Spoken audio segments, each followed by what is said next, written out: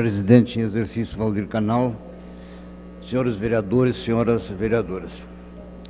Senhor presidente, tendo em conta a natureza técnica desse pronunciamento, eminentemente técnica, eu resolvi que vou ler o que foi escrito para esse fim, de antemão dizendo que não se pretende aqui senão fazer algumas observações singelas sobre as tendências urbanas, históricas e atuais de Porto Alegre. Assim é de se considerar que as mais antigas gravuras referentes à cidade de Porto Alegre revelam imagens de uma pequena comunidade, um vilarejo que se restringia ao que hoje seria apenas uma parte do chamado centro histórico. A cidade apresentava-se cercada de paliçadas, cercas feitas por estacas fincadas na terra que serviam como barreiras defensivas. Outras imagens posteriores do início do século XIX revelam que um hospital, a Santa Casa de Misericórdia, fora construída além daquelas fortificações, provavelmente para evitar o contágio de moléstias. Depois, com o crescimento da população, algumas tendências urbanas se revelam todas a partir do centro da cidade. Para exemplificar, os empórios, comércio atacadista. As maiores indústrias do Rio Grande do Sul geraram, através do Caminho Novo, ou seja, da Rua Voluntários da Pátria, um conjunto de bairros onde se destacam São Geraldo e Navegantes, na área onde encontrava-se o antigo 4º distrito. Por sua proximidade com o centro, esta área apresenta hoje potencial de revitalização urbana, inclusive de conjuntos residenciais. Do ponto de vista histórico, todavia, nenhuma tendência urbana foi mais notável do que a que se realizou a partir da Avenida Independência, desde o início do século passado.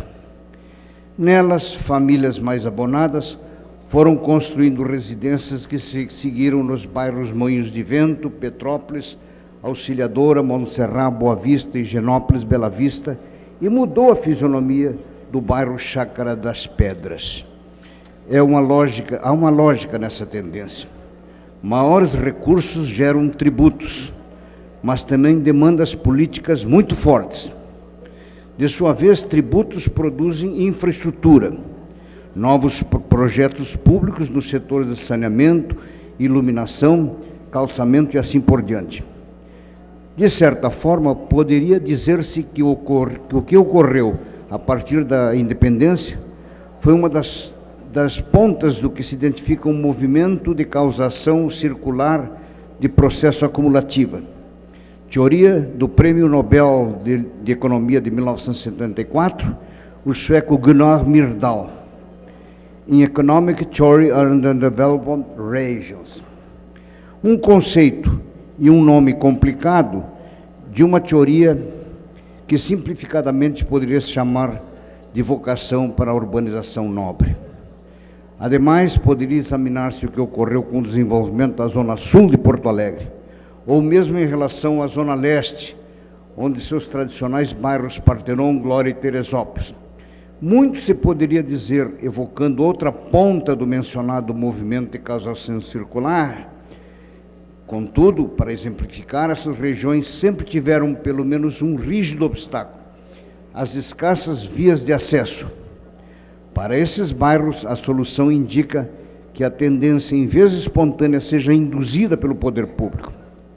Nesse sentido, salta à vista a necessidade de prolongamento das avenidas Augusto e Carvalho, Érico Veríssimo e Gastão Aslocher Mazeron, além de resolver o problema, o miolo dos cruzamentos ou proximidades das avenidas Mariano de Matos, Clemente Pinto, Carlos Barbosa, a fim de formar a rótula das projetadas avenidas Tronco Cruzeiro do Sul, criando braços urbanos bidirecionais.